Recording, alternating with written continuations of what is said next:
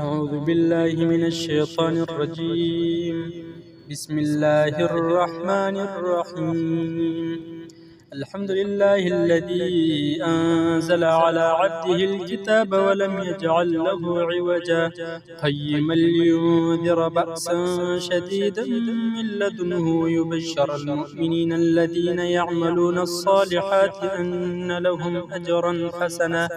ماكثين فيه أبدا وينذر الذين قالوا اتخذ الله ولدا ما لهم به من علم ولا لآبائهم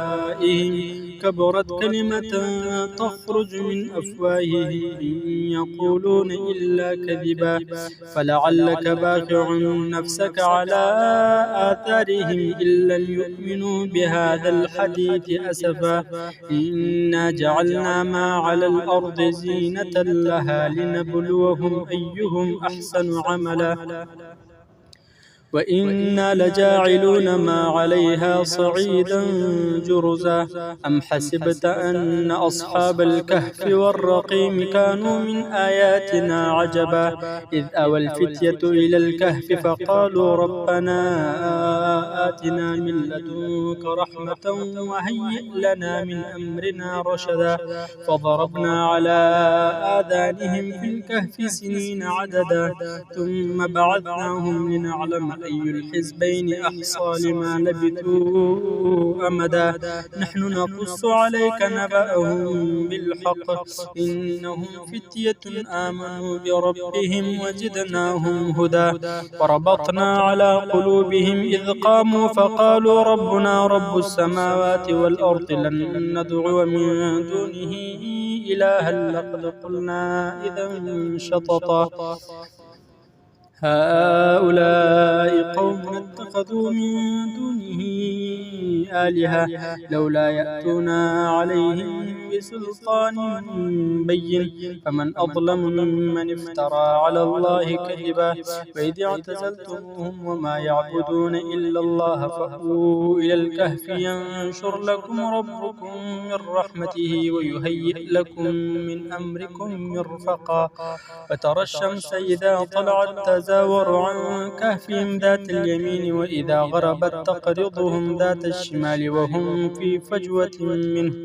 ذلك من آيات الله من يهد الله فهو المهتد ومن يضلل فلن تجد له وليا مرشدا